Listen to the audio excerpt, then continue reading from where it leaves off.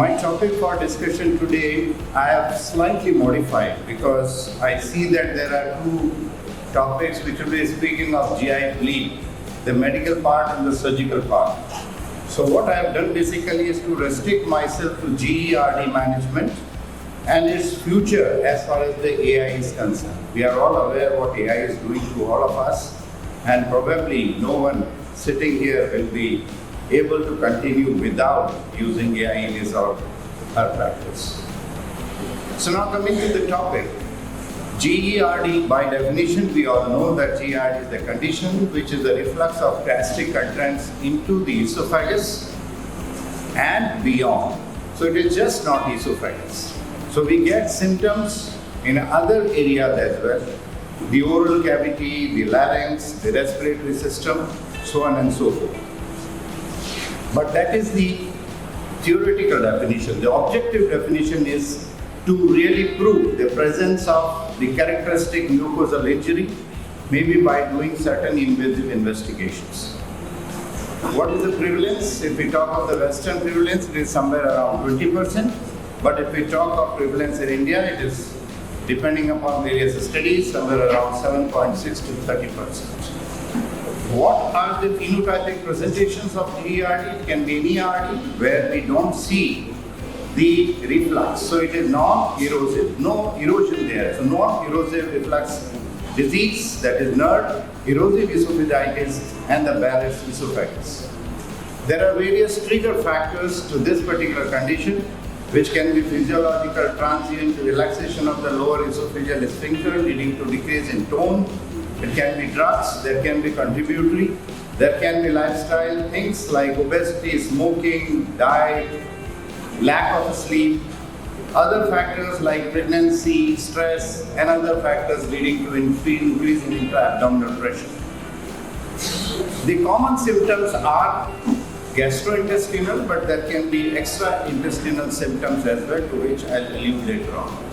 What is more important to remember, that there are certain red flags to it, like chest pain, GI bleeding, choking sensation, painful deglutition known as odynophagia, dysphagia, and they have to be always kept in mind once we are diagnosing a patient to be having GERD. So how do we classify? Classify it into grade A, B, C, and D. This is the Los Angeles classification, where if the tear is less than 5 millimeters, it is grade A. If it is more than 5 millimeters, but not involving other mucosal folds, it is grade B. If it is involving more than one mucosal folds, but less than 75% of the circumference, it is grade C. And if it is more than 75% circumference of the LES, then it is grade D. So this is how we classify on endoscopy the grading of GERD. Now GERD doesn't always have the GI symptoms. It also has extra esophageal symptoms. They can be ENT associated, laryngitis, sinusitis, pharyngitis, otitis media, or dental erosions. Respiratory associations with asthma, chronic obstructive pulmonary disease, pulmonary fibrosis, cystic fibrosis, bronchiectasis, bronchiolitis, and OSA, about which there is another lecture to follow. So there are strong associations with important disorders, what we see in our day-to-day clinical practice, that is bronchial asthma, COPD, hypertension, and diabetes in significant proportions. If we talk of the involvement and connection with the respiratory diseases, then it basically, if we talk of how it happens, then we can see that there are abnormal lung mechanics which can lead to GERD. There can be altered lung volumes, reduced lung compliance, or maybe the diaphragmatic displacement, all basically affecting the lower esophageal tone, and that will propagate more of reflux into the esophagus. It can be coupled with the proximal reflux as well because of the tone which is there in the upper esophageal sphincter that can go down, and finally contributing to micro aspirations into the respiratory tract, contributing to the cough, and the patient can come to you with some irritation in the throat which is happening for a pretty long time and a chronic cough. If we talk of other mechanisms, Then there can be like the physiological esophageal exposure to reflux. There can be central neuronal sensitization, and these all can also contribute towards the cough, and the patient can come to you with chronic cough and not maybe having the GI symptoms. If we talk of association with other important conditions like diabetes, hypertension and obesity, so diabetes contributes in more than one way. It can be directly through hyperglycemia or through the complications of diabetes involving the neuronal pathway, the neuropathy, or maybe the obesity per se, which itself is connected with diabetes in significant proportions. All these factors, they culminate to GERD. So there is a very strong link between GERD and diabetes. If we talk of GERD and hypertension, the association is because of the common risk factors. These risk factors are age, obesity, male gender, smoking, alcohol consumption, and education level. If we talk of GERD and obesity, then there are multiple factors where in obese patient it contributes to GERD. It can be increased sensitivity to the acid in esophagus, high hernia, increased intra-abdominal pressure, vagal abnormalities, increased gastroesophageal pressure gradient, lack of basal gastric suppression, and higher maximal gastric acid response to IV pentagastric. So these are ways in which GERD is connected to various important other things, and we at times tend to forget GERD in the background of those major diseases. And that's why this is one condition where we basically overdiagnose rather than underdiagnose in our clinical practice. The moment the person comes with some sort of GI symptoms, upper GI symptoms, we tend to put this diagnosis in place and start treating them with PPI. So this is where we have to be cautious, and I'll let you know why. Why this happens? The reason behind is that to prove GERD we need invasive methods, and these invasive methods can be upper GI endoscopy, pH monitoring, ambulatory catheter-based, or it can be a FBTS test, esophageal manometry. Now this is one question: how many times other than upper GI endoscopy we all really get these investigations done to prove GERD in place? So this is the bigger question, and that's why non-invasive methods such as questionnaire-based screening is in place, where we can simply hand over a questionnaire to the person. He himself can tick the questions placed in that question paper. We can simply make a total and put the probable diagnosis of GERD. So non-invasive methods such as questionnaires, they are accepted form, and there are multiple questionnaires which are available. One of the most common one is the FSST, which is the frequency scale for the symptoms of gastroesophageal reflux disease. More than 8 here on 12 questions which are asked on a score of 0 to 4 put the diagnosis of probability of GERD. Now this is an accepted thing, very easy. And it also has a capability of differentiating two modalities here. And one is the gastric dysmotility symptoms and the reflux symptoms as well.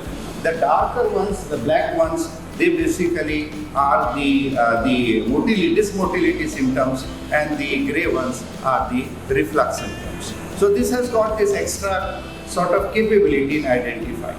Though there are various other questionnaires which are available, and you can see that the sensitivity and specificity of others may be a bit high, but still this FFSG is simpler because it is a self-administered questionnaire.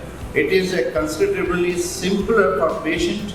It is useful for objectively evaluating the therapeutic response. It may allow objective assessment of the therapeutic effect of various PPIs and evaluating on the supraesophageal manifestations of GERD. So there are advantages to this FSSG. A very simple, simply hand over this questionnaire. It will take maybe 2 or 3 minutes, and you get to know the probability of GERD in this individual. Now coming to the guidelines, which are our own guidelines published in JAPI just last year. So I thought that I will bring this also in the consideration, that what is the consensus here. The consensus, it goes into various sections. The first section speaks of the prevalent symptoms and common comorbidities, wherein whatsoever we have talked, Besides that, it also talks of certain anti-diabetic drugs, certain anti-platelet drugs, and also anti-hypertensive drugs, which are to be considered as association or maybe the precipitating factor for GERD. Then the extraesophageal symptoms we have already talked about. They have to be remembered all the time whenever we are talking of GERD. The prevalence which is put by this association or this publication, as far as GERD symptoms in patients with respiratory disease is concerned, is somewhere around 50 to 30%. And if we talk of prevalence of GERD in diabetes, it is somewhere around 50%. So we have to be thinking about it whenever we see these important conditions.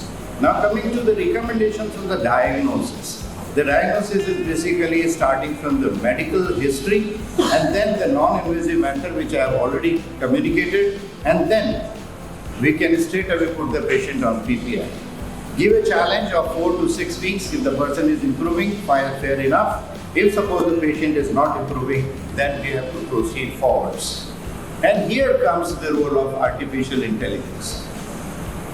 Because if suppose we are trying to go in for invasive methods, accepting for upper GI, which is well accepted by all of us, it is readily available, not very costly, and probably helps us in making the diagnosis perfect in most of the cases. But if suppose in situations where the endoscopic findings are also negative, the person continues to have symptoms despite challenge of PPI, what will you do? That is the question. And second, in situations where there is GI bleed, where the person is having it's more than 40 years with family history of carcinoma, dysplasia, anemia, and weight loss, or where the patient is having hiatus hernia, interstitial lung disease, reflux monitoring is recommended. In these sort of situations, we need to go further on to tests which are difficult to perform, not readily available, costly, and maybe probably most of the times research oriented. So here is where artificial intelligence is playing its role very importantly in this area of GERD. If we talk of AI, basically it works in 3 layers. The first layer is basically the computer algorithms. Second layer is the machine learning. And the third is the very important but very dangerous as well, and that is the deep learning, where automatically there are artificial neural networks which are developed within the software. There the software will try to analyze the data on its own and it will start commanding on its own. So deep learning is something which is very important for AI, but then this is very dangerous as well. And if we talk of the comparison between machine learning and the deep learning, there are subtle differences there. If we talk of definition, then the learning the characteristics of data and finding the rules of its operation from the data is what is machine learning. But if we talk of deep learning, it is using multiple layers of non-linear methods to learn the data, and then application. Data clustering, finding the abnormal value from the data, is something what is very easily done by machine learning. If we talk of deep learning, then it uses multiple things, multiple layers. And these are image recognition, image style transfer, language translation, speech recognition. In multiple ways the data is analyzed and then automated sort of commands like a human brain does is something which comes out of the deep learning. Advantages for machine learning: need smaller data, simpler to perform. But then, if we talk of the deep learning, it is widely applicable, it is going to be future, but then it is to solve complex problems which probably even human brain is not capable of doing it, but there are disadvantages. The machine learning needs lesser data in a simple modular form, but if we talk of deep learning, you need a very large database, multiple sort of analytics, multiple layers of, and multiple ways of analyzing those data. But the important part is that all this has to be validated. We cannot accept whatsoever the machine is telling us to do as far as the AI is concerned. Now coming back to AI, to GERD in the background of AI. What will AI be doing as far as the GERD is concerned? So in GERD, there are aspects which are not commonly addressed to by clinical testing. They are acid exposure time. What percentage of 24 hours time the esophagus is exposed to acid, the number of reflux episodes and the reflux symptom association happening throughout 24 hours. Then coming to the baseline impedance, we know that the refluxing acid will lead to dilated intracellular spaces, changing the conductivity of the cells and the impedance of the cell. And this has to be studied in multiple ways. And then coming to the post-reflux swallow-induced peristaltic wave. The moment there is a reflux of acid into the esophagus, the body will try to neutralize it by putting in some alkali from the throat or the upper esophagus into that area to neutralize that acid. So that keeps on happening spontaneously and automatically. But how to record it? This is something which can be easily done by the AI. So the first thing is the acid exposure time, that where AI is certainly not studied, not capable of doing good enough. But in other areas like number of reflux episodes, the cutoff values I have already labeled. 40 episodes is something which is physiologically, more than 80 which is taken as pathologic. Or if we talk of the mean nocturnal baseline impedance, the values are written there. And if we talk of the post-reflux swallow-induced peristaltic wave, more than 60%, 61% is once again pathological. And the sensitivity and the accuracy using AI is extremely good, to the tune of somewhere around 87 to 88%. So now let us see what artificial intelligence can be doing in these areas of GERD. So artificial intelligence for measuring number of reflux episodes. Now this was the first published study by Wingate, and it gives an accuracy of nearly 88.5%, which is great.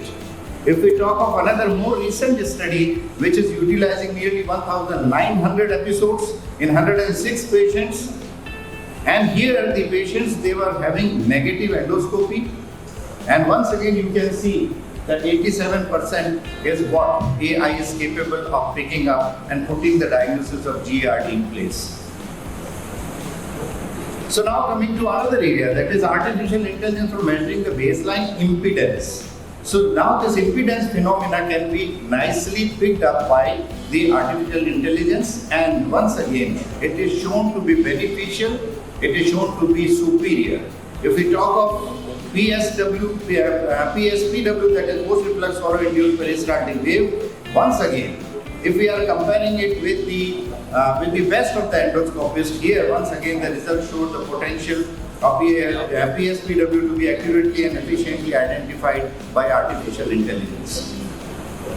So now that puts where today we are using artificial intelligence and where it is capable of giving us an edge over whatsoever we have been doing.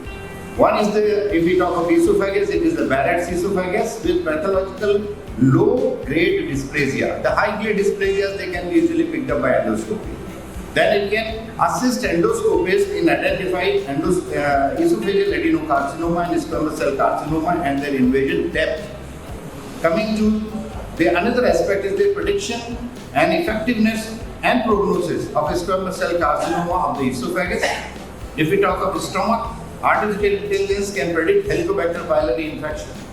It can also assist endoscopists in identifying atrophic gastritis, small intestinal metaplasia, early stomach cancer, and their invasion depth and prognosis. So these are important areas and conditions where artificial intelligence is certainly playing its role. So let us see what is the evidence. AI in Barrett's esophagus and early esophageal adenocarcinoma, here we are comparing with best of the endoscopists trying to do his best to identify these conditions, and you can see that the sensitivity of AI is better as far as the picking up of the EAC is concerned, and it is at least not inferior as far as the Barrett's esophagus is concerned. If we talk of the esophageal squamous cell carcinoma picking up, multiple studies, don't go into the details, but just see the sensitivity and the specific figures here. And you can see that they are hovering around 95% plus. So there, it is certainly better than the endoscopic evaluation of the esophageal squamous cell carcinoma. Another important area is HP. Even in day-to-day practice, we see that clinicians are not thinking about it. Though it is very common in our type of population, that Helicobacter pylori, once you get it done, you will be surprised to see that it is present in significant proportion in patients, those who are coming to us with dyspeptic symptoms. And we are not treating them, we are treating them with just PPI, which is not enough. And here, AI is capable of detecting Helicobacter pylori infection to the tune of 88% plus. So these are very important areas where we are failing as far as today is concerned, and certainly we can pick up more of these patients with more accuracy about this. And now coming to systemic review and meta-analysis, I could find one on all sorts of AI done studies. And this area is something which is very close to our chairperson Ajoy Tiwari, who has done his MSc in systemic review meta-analysis and will be presenting one in another conference. So picking up all sorts of studies and then filtering out depending upon what we really want to do is something which we do in the systemic review of the meta-analysis. And this is how we go. So we pick up all studies and then put our question to each thing and keep eliminating the studies and finally reach to a number which is fitting in perfectly to the question what we are putting to that particular analysis. And here, out of 2,600 studies, only 19 studies they were fitting into this, and the results were here. As opposed to best of the endoscopists, the diagnosis of Barrett's esophagus is equivalently placed as far as AI is concerned, and it is superior if suppose we are talking of picking up esophageal squamous cell carcinoma. So certainly AI is something which is there to play a significant role as far as GERD is concerned.